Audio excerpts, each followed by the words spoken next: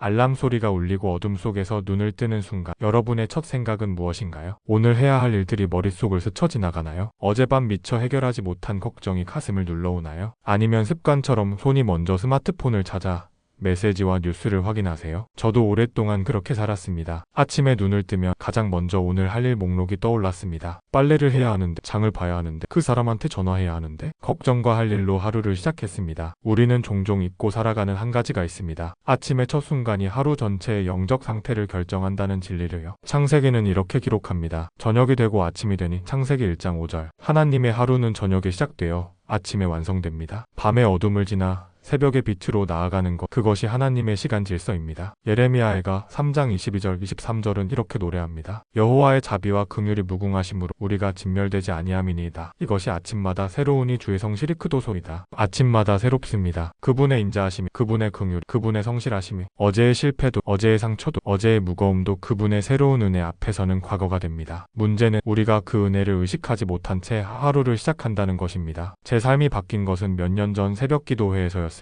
그날 옆자리에 앉으신 언니가 기도하는 모습을 보았습니다. 50대 중반쯤 되어 보이는 그 언니는 환한 얼굴로 감사 기도를 드렸습니다. 기도 후 나누는 시간에 알게 되었습니다. 그 언니는 남편의 사업 실패로 빚을 지고 아들은 실직 상태이며 본인은 만성질환으로 고생하고 있었습니다. 언니, 어떻게 그렇게 평안하세요? 제가 물었습니다. 그분은 잠시 미소 짓더니 이렇게 말했습니다. 저는 눈 뜨자마자 감사로 시작해요. 침대에 누운 채로 감사기도부터 드리죠. 그렇게 하루를 시작한 지 1년쯤 되었는데 제 마음이 완전히 바뀌었어요. 그날 이후 저도 그 기도를 시작했습니다. 성경을 통해 확인했고 21일을 실천했으며 이제는 제 삶의 일부가 되었습니다. 그리고 확신하게 되었습니다. 아침에 첫 기도가 하루를 바꾸고 하루가 모여 인생을 바꾼다는 것을요. 이제 여러분과 그 기도를 나누려 합니다. 아침에 눈 뜨자마자 침대에 누운 채로 아직 세상에 소음이 들어오기 전에 성령님께 드려야 할 5가지 기도입니다. 첫 번째, 감사로 하루를 열기. 모든 일에 감사하라. 이것은 그리스도 예수 안에서 너희에 관한 하나님의 뜻이니라. 데살로니가전서 5장 18절. 여러분은 아침에 눈을 뜨면 무엇이 보이세요? 천장이 보입니다. 익숙한 방이 보입니다. 어쩌면 아무것도 특별할 것 없는 평범한 아침입니다. 이 순간 우리는 선택의 기로에 섭니다. 불평으로 시작할 것인가, 감사로 시작할 것인가. 오늘도 이 피곤한 몸을 이끌고 일어나야 하는구나. 또 그 사람을 만나야 하는구나. 해결되지 않는 이 문제를 또 하루 짊어지고 가야 하는구나. 이것이 우리의 자연스러운 첫 생각입니다. 타락한 본성의 자연스러운 반응입니다. 저도 그랬습니다. 눈만 뜨면 불평이 먼저 나왔습니다. 특히 남편이 은퇴하고 집에만 있게 되면서부터는 더했습니다. 오늘도 하루 종일 함께 있어야 하는구나. 그런 생각으로 하루를 시작했습니다. 그러나 시편 118편 24절은 다른 시각을 제시합니다. 이날은 주께서 정하신 날이라. 이날에 우리가 즐거워하고 기뻐하리로다. 이날입니다. 내일이 아니라 오늘입니다. 상황이 좋아지는 그날이 아니라 바로 지금 이 아침입니다. 여호와께서 정하신 날입니다. 우연히 온 날이 아니라 하나님의 섭리 속에서 예비된 날입니다. 그렇다면 우리가 할 일은 명확합니다. 즐거워하고 기뻐하는 것입니다. 상황을 보고 기뻐하는 것이 아니라 그날을 주신 하나님을 보고 기뻐하는 것입니다. 저는 50대 초반 무렵 갱년기 증상과 함께 찾아온 무기력으로 힘든 시기를 보냈습니다. 아침에 일어나는 것 자체가 고통이었습니다. 이불 속에서 또 하루가 시작되는구나 하는 생각에 눈물이 났습니다. 그때 새벽 기도회에서 만난 그 언니의 말이 떠올랐습니다. 눈 뜨자마자 감사로 시작하세요. 처음에는 반신반의했습니다. 이렇게 힘든데 무슨 감사를. 하지만 다른 방법도 없었고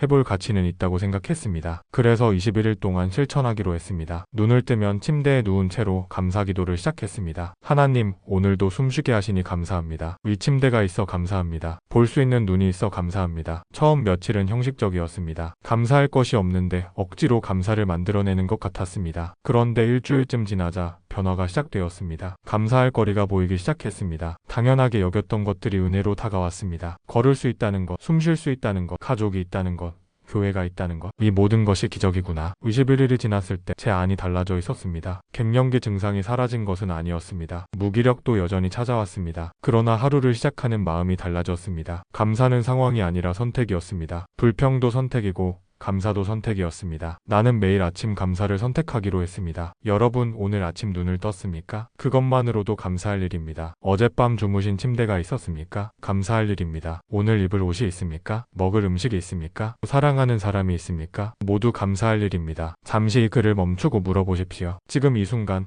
나는 무엇에 감사할 수 있는가? 감사는 상황을 바꾸지 못할 수 있습니다. 그러나 감사는 우리의 눈을 바꿉니다. 불평하는 눈으로 보면 모든 것이 부족하지만 감사하는 눈으로 보면 모든 것이 은혜입니다. 내일 아침 눈을 뜨시거든 침대에 누운 채로 이렇게 기도하십시오. 하나님 아버지, 오늘도 눈을 뜨게 하시니 감사합니다. 이 하루를 살 수 있게 하시니 감사합니다. 당신의 인자하심이 오늘 아침도 새로우니 감사합니다. 예수님의 이름으로 기도합니다. 아멘. 두 번째 성령 충만을 구한다. 에베소서 5장 18절. 술 취하지 말라. 그것은 방탕한 것이니 오직 성령으로 충만하라. 감사로 마음을 연 후 두 번째로 드릴 기도는 성령 충만을 구하는 기도입니다. 에베소서 5장 18절의 충만함을 받으라는 원어로 현재 명령형입니다. 한 번 받고 끝나는 것이 아니라 계속해서 받으라는 명령입니다. 매일 매 순간 지속적으로 성령으로 충만해야 한다는 뜻입니다. 왜 그럴까요? 영적 충만은 배터리와 같기 때문입니다. 어제 충전했다고 오늘 충전하지 않으면 방전됩니다. 지난주 은혜 받았다고 이번 주 은혜가 자동으로 유지되지 않습니다. 우리는 매일 새롭게 성령의 충만을 구해야 합니다. 예수님은 이렇게 약속하셨습니다. 누가복음 11장 13절. 너희가 악하다 할지라도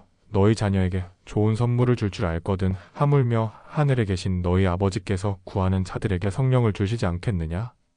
라고 하시더라. 구하는 자에게 주신다고 하셨습니다. 구하지 않으면 받지 못합니다. 땅의 아버지도 자녀가 구하면 좋은 것을 주는데 하물며 하늘 아버지께서야 얼마나 기쁘게 성령을 주시겠습니까? 그런데 문제가 있습니다. 우리는 종종 성령 충만 없이 하루를 시작합니다. 내 힘으로, 내 지혜로, 내 경험으로 하루를 살아가려고 합니다. 그러다가 오후쯤 되면 지치고 저녁이 되면 무너집니다. 왜 그럴까요? 성령의 능력이 아니라 육체의 힘으로 살아가려 했기 때문입니다. 제가 아는 한 언니는 교회 식당에서 봉사합니다. 그 언니는 주일마다 새벽부터 와서 밥을 짓고 반찬을 준비하고 설거지까지 합니다. 육체적으로도 정신적으로도 힘든 일입니다. 그 언니가 어느 날 나눔 시간에 말했습니다. 예전에는 주일 오후만 되면 녹초가 됐어요. 몸도 아프고 마음도 지쳐서 주일이 두려울 정도였죠. 그런데 변화가 시작되었습니다. 주일 아침마다 성령 충만을 구하는 기도를 시작한 것입니다. 성령님, 오늘 제 손과 발을 사용하여 주시옵소서. 제 입술을 주관하시고 제 표정을 주관하시고 제 마음을 주관하여 주시옵소서. 제가 만나는 모든 성도님들에게 주님의 사랑을 전하는 통로가 되게 하여 주시옵소서. 놀라운 일이 일어났습니다. 일이 줄어든 것이 아닙니다. 여전히 많은 일을 합니다. 그런데 그 언니의 반응이 달라졌습니다. 피곤함 대신 기쁨이, 짜증 대신 인내가, 무거움 대신 감사가 나왔습니다. 같은 일을 하는데 완전히 다른 느낌이에요. 성령님께서 함께 하시니까 할 수 있더라고요. 제 힘으로는 절대 못해요. 저도 마찬가지였습니다. 남편이 은퇴한 후 하루 종일 집에서 함께 시간을 보내는 것이 처음에는 너무 힘들었습니다. 아침에 일어나면 오늘 하루를 어떻게 보내지 하는 걱정이 앞섰습니다. 그런데 매일 아침 성령 충만을 구하기 시작하면서 달라졌습니다. 성령님, 오늘 남편을 사랑할 수 있는 마음 주세요. 인내할 수 있는 마음 주세요. 기쁨으로 섬길 수 있게 해주세요. 상황은 같았지만 제 마음이 달라졌습니다. 짜증날 일이 감사로 보이고 부담스러웠던 일이 기쁨이 되었습니다. 성령님께서 함께 하시니 가능한 일이었습니다. 여러분, 오늘 하루 무엇을 하실 계획입니까? 가정에서 가족을 섬기십니까? 성령의 사랑과 인내가 필요합니다. 손주들을 돌보십니까? 성령의 온유와 오래 참음이 필요합니다. 교회에서 섬기십니까? 성령의 능력과 기쁨이 필요합니다. 이웃을 만나십니까? 성령의 지혜와 절제가 필요합니다. 어제 받은 충만으로는 오늘을 살 수 없습니다. 오늘 아침 새롭게 성령 충만을 구하십시오. 내일 아침 눈을 뜨시거든 이렇게 기도하십시오. 성령님, 오늘 하루 저를 충만하게 채워주시옵소서. 제 생각을 주관하시고 제 감정을 다스리시고 제 말과 행동을 인도하여 주시옵소서. 제가 가는 곳마다 당신의 임재가 함께 하시고 제가 만나는 사람마다 당신의 사랑을 경험하게 하여 주시옵소서. 예수님의 이름으로 기도합니다. 아멘. 세 번째 말씀의 깨달음을 구하다. 시편 119장 18절. 내 눈을 열어주소서. 그리하시면 내가 주의 법에 경이로운 것들을 보리이다. 감사와 성령 충만으로 마음을 준비한 후 이제 방향을 정할 차례입니다. 첫 번째 방향은 말씀입니다. 우리는 매일 성경을 읽습니다. 큐티를 하고 묵상을 합니다. 그런데 이상한 일이 일어납니다. 같은 성경을 읽는데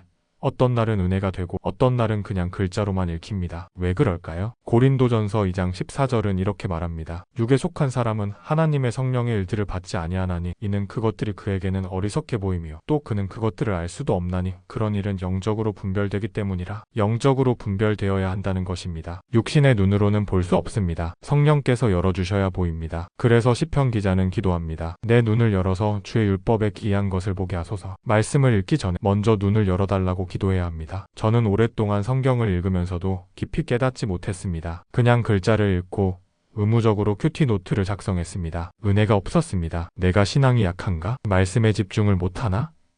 자책했습니다. 그러다 깨달았습니다. 제게 부족한 것은 집중력이 아니라 기도였습니다. 말씀을 읽기 전에 성령님, 제 눈을 열어주세요. 오늘 제게 필요한 말씀을 보게 해주세요. 라고 기도하지 않았던 것입니다. 그 후로 습관을 바꾸었습니다. 성경을 펴기 전에 먼저 기도합니다. 성령님, 제 영의 눈을 열어주시옵소서. 오늘 이 말씀을 통해 당신이 제게 주시는 음성을 듣게 하여 주시옵소서. 그리고 천천히 읽습니다. 한 장을 빨리 읽는 것보다 한 구절을 깊이 묵상하는 것이 낫다는 것을 배웠습니다. 말씀이 제 마음에 와닿을 때까지 그 말씀을 반복해서 읽습니다. 어느 날 요한복음 15장 5절을 읽었습니다. 나는 포도나무요 너희는 가지라. 그가 내 안에 내가 그 안에 거하면 사람이 열매를 많이 맺나니 나를 떠나서는 너희가 아무것도 할 수 없음이라. 이 말씀은 수없이 읽었던 구절이었습니다. 그런데 그날 성령님께서 제 눈을 열어주셨습니다. 나를 떠나서는 너희가 아무것도 할 수 없음이라는 말씀이 새롭게 다가왔습니다. 그래, 내가 남편을 사랑하려고 애쓰는 것도 교회에서 섬기려고 노력하는 것도 다 내 힘으로는 안 되는 것이구나. 주님 안에 거해야 하는 것이구나. 그날 하루 종일 그 말씀이 제 안에 머물렀습니다. 남편과 대화할 때, 설거지할 때, 기도할 때 주님, 제가 주님 안에 거합니다 하는 고백이 나왔습니다. 그날 하루가 완전히 달랐습니다. 말씀은 살아있습니다. 그러나 우리의 영적인 눈이 열리지 않으면 그냥 글자로만 보입니다. 반대로 성령께서 눈을 열어주시며 수천 번 읽은 말씀도 새롭게 다가옵니다. 저는 요즘 구약 욥기를 묵상하고 있습니다. 처음 몇 장을 읽을 때는 이해하기 어려운 책이라고 생각했습니다. 그런데 매일 아침 성령님, 욥기를 통해 제게 말씀하여 주세요 라고 기도하고 읽은 욥의 고통이 제 고통으로,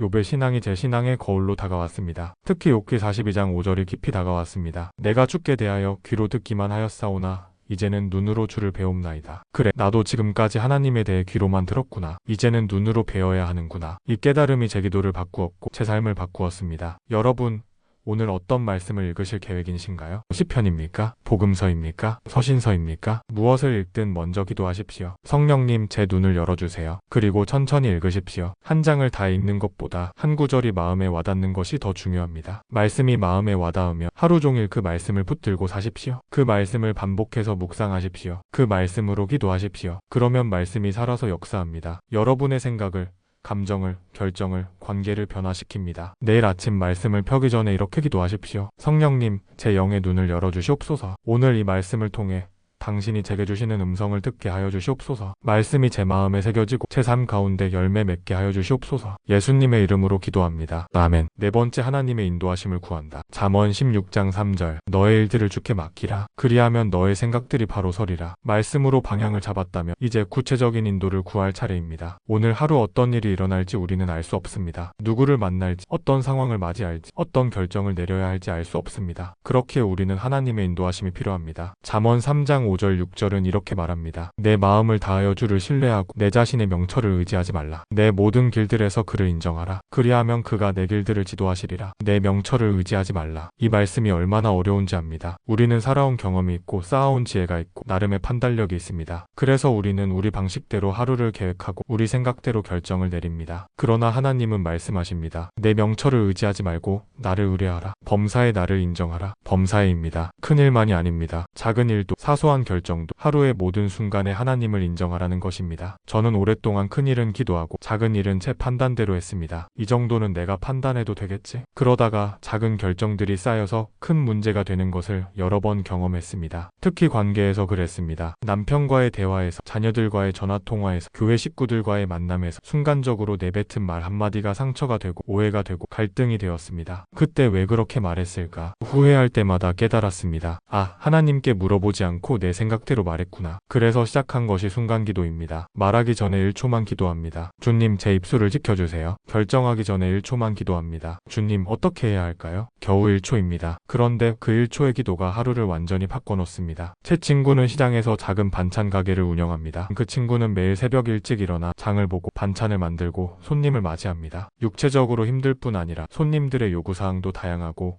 경쟁도 심합니다. 그 친구가 어느 날 말했습니다. 언니, 요즘은 장사하는 게 기도 훈련이에요. 무슨 말인가 물었더니 매일 아침 이렇게 기도한다고 했습니다. 주님, 오늘 제 가게를 당신의 가게로 삼아주세요. 어떤 손님이 오든 어떤 일이 생기든 제 입술과 행동을 인도해 주세요. 제가 주님의 사랑을 나누는 통로가 되게 해주세요. 그리고 하루 종일 순간순간 기도한답니다. 까다로운 손님이 오면 주님, 저분을 어떻게 섬겨야 할까요? 가격 흥정하는 손님이 오면 주님, 지혜를 주세요. 힘들 때는 주님 힘주세요. 놀라운 변화가 일어났답니다. 예전에는 까다로운 손님만 오면 속으로 짜증이 났는데 이제는 주님이 보내신 손님으로 보인다고 합니다. 가격 흥정도 예전에는 손해보는 것 같아 기분이 나빴는데 이제는 주님, 이 가격이 맞습니까? 물으며 결정한다고 합니다. 사업이 더 잘 되고 그런 건 아니에요. 그런데 마음이 평안해요. 주님이 인도하시니까요. 저도 마찬가지입니다. 아침에 눈 뜨면 오늘 하루 일정을 주님께 맡기는 기도를 드립니다. 주님, 오늘 제가 누구를 만나든 어디를 가든 무엇을 하든 당신이 인도하여 주시옵소서. 제 판단보다 당신의 인도하심을 따르게 하여 주시옵소서. 그리고 하루 종일 순간순간 물어봅니다. 전화를 받기 전에, 문자를 보내기 전에, 장을 보러 가기 전에, 친구를 만나기 전에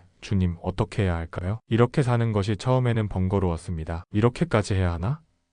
싶었습니다. 그런데 시간이 지나면서 깨달았습니다. 이것이 쉬지 말고 기도하라는 데살로니가전서 5장 17절 말씀의 실제라는 것을요. 하나님은 우리 삶의 모든 순간에 관심이 있으십니다. 큰 일만이 아니라 작은 일도, 중요한 결정만이 아니라 사소한 선택도 모든 것에 함께하기를 원하십니다. 시편 32편 8절에서 하나님은 이렇게 약속하십니다. 내가 가야 할 길을 내가 내게 지시하고 가르치리니 내가 너를 내 눈으로 인도하리라. 주목하여입니다. 하나님이 우리를 주목하고 계십니다. 우리의 모든 걸음을 지켜보시고 인도하기를 원하십니다. 우리가 할 일은 그분께 물어보는 것입니다. 잠시 생각해 보십시오. 오늘 하루 중에 가장 염려되는 일이 무엇입니까? 가장 어려운 결정이 무엇입니까? 가장 힘든 만남이 무엇입니까? 그것을 지금 주님께 맡기십시오. 주님, 이 일을 당신께 맡깁니다. 인도하여 주십시오. 내일 아침 눈을 뜨시거든 하루를 주님께 맡기는 기도를 드리십시오. 하나님 아버지, 오늘 하루를 당신께 맡깁니다. 제가 가는 모든 길을 인도하여 주시옵소서. 제가 만나는 모든 사람과의 관계를 주관하여 주시옵소서. 제가 내리는 모든 결정에 당신의 지혜를 주시옵소서. 제 뜻이 아니라 당신의 뜻이 이루어지게 하여 주시옵소서. 예수님의 이름으로 기도합니다. 아멘. 5번째, 열매 맺는 삶을 구한다. 요한복음 15장 16절. 너희가 나를 선택한 것이 아니요 내가 너희를 선택하여 임명하였나니 이는 너희로 가서 열매를 맺게 하고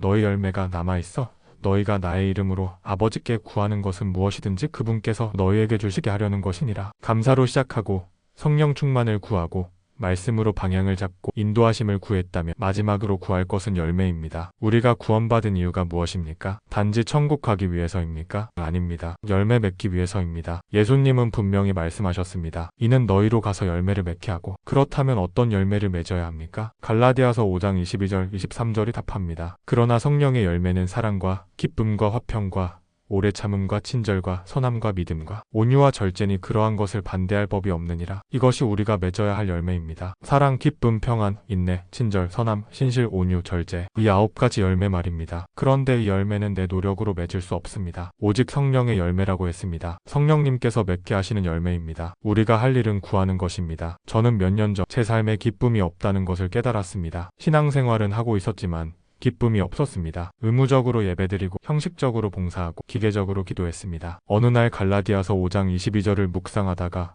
희락이라는 단어에 시선이 머물렀습니다. 기쁨도 성령의 열매구나. 그렇다면 구해야 하는구나. 그날부터 매일 아침 기쁨을 구하는 기도를 시작했습니다. 성령님, 오늘 제 안에 당신의 기쁨을 주시옵소서. 상황을 보고 기뻐하는 것이 아니라 주님 안에서 기뻐하게 하여 주시옵소서. 제가 하는 모든 일에 기쁨이 넘치게 하여 주시옵소서. 놀랍게도 변화가 시작되었습니다. 똑같은 설거지를 하는데 기쁨이 생겼습니다. 똑같이 청소를 하는데 감사가 나왔습니다. 상황이 바뀐 것이 아니었습니다. 제 안에 성령의 기쁨이 채워진 것입니다. 제 지인 중 한 분은 고등학생 아들과의 관계로 힘들어했습니다. 사춘기 아들이 엄마 말을 듣지 않고 반항하고 방문을 닫아버린다고 눈물을 흘렸습니다. 엄마로서 실패한 것 같아요. 화만 나고 인내가 없어요. 제가 그분께 권면했습니다. 언니, 인내도 성령의 열매예요. 구하세요. 그분은 매일 아침 인내 열매를 구하기 시작했습니다. 성령님, 오늘 아들에게 인내할 수 있게 해주세요. 제 감정대로 반응하지 않게 하시고 주님의 사랑으로 기다릴 수 있게 해주세요. 몇 주 후 그분이 간증했습니다. 신기해요. 아들은 똑같은데 제 반응이 달라졌어요. 예전 같으면 화를 냈을 상황에서 한 번 더 참게 되고 짜증날 때 기도하게 되고 아들이 조금씩 마음을 열기 시작했어요. 열매는 하나님께서 맺게 하시는 것입니다. 그러나 우리가 구하지 않으면 맺을 수 없습니다. 저는 요즘 평안의 열매를 구하고 있습니다. 나이가 들면서 걱정이 많아졌습니다. 건강 염려, 자녀 염려, 노후 염려, 마음에 평안이 없었습니다. 그래서 매일 아침 기도합니다. 성령님,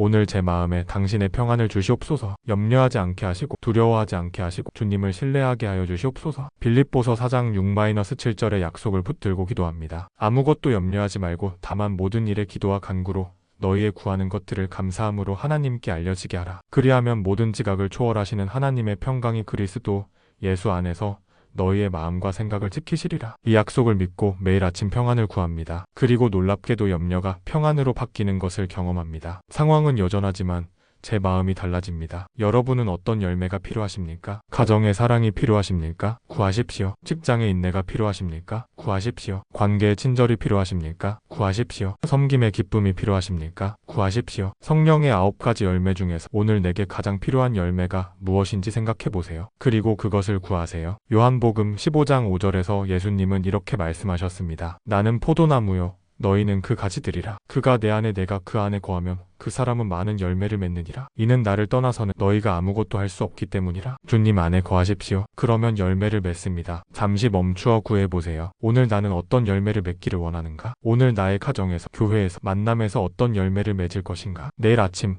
눈을 뜨면 열매를 구하는 기도를 드리세요. 하나님 아버지, 오늘 제 삶에 성령의 열매가 풍성하게 맺히게 하여 주시옵소서. 사랑의 열매, 기쁨의 열매, 평안의 열매, 인내의 열매, 친절의 열매, 선함의 열매, 신실의 열매, 온유의 열매, 절제의 열매가 제 삶 가운데 나타나게 하여 주시옵소서. 제가 만나는 모든 사람이 그 열매를 통해 주님을 경험하게 하여 주시옵소서. 예수님의 이름으로 기도합니다. 아멘. 이제 5가지 기도를 모두 나누었습니다. 첫째, 감사의 기도. 둘째, 성령 충만의 기도. 셋째, 말씀 깨달음의 기도. 넷째, 인도하심의 기도. 다섯째, 열매 맺기의 기도. 이 5가지 기도를 매일 아침 드려보세요. 침대에 누운 채로 눈을 뜬 직후에 아직 하루가 시작되기 전에 드리는 거예요. 처음에는 어색할 수 있습니다. 기도 제목이 많아서 부담스러울 수도 있습니다. 그래도 괜찮습니다. 천천히 하시면 돼요. 형식을 지키려 하지 마시고 마음을 담으세요. 하나님 감사합니다. 성령님 충만하게 하소서. 말씀을 깨닫게 하소서. 인도하여 주소서. 열매 맺게 하소서. 이렇게 짧게라도 좋습니다. 중요한 것은 매일 하는 것입니다. 21일을 해보세요. 심리학자들은 21일이 지나면 습관이 된다고 합니다. 신앙도 마찬가지입니다. 21일 동안 매일 아침에 기도를 드리면 더 이상 의무가 아니라 기쁨이 됩니다. 억지로 하는 것이 아니라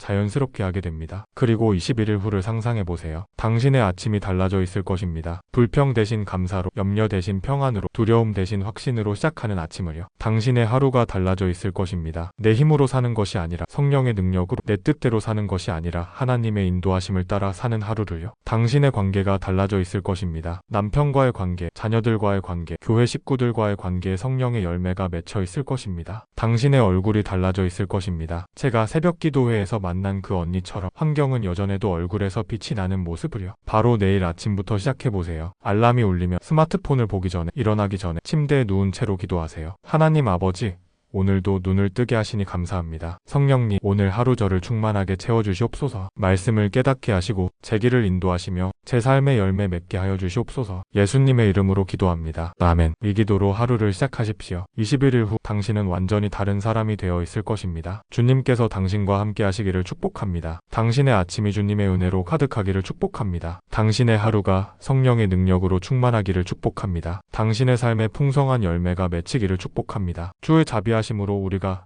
진멸되지 아니하였으니 그의 긍휼이 여기심이 사라지지 아니하였음이니이다. 그것들이 매일 아침 새로워지니 주의 신실하심이 크나이다. 예레미야 애가 3장 22절 23절. 아침마다 새로운 주님의 은혜를 경험하시기를 축복합니다.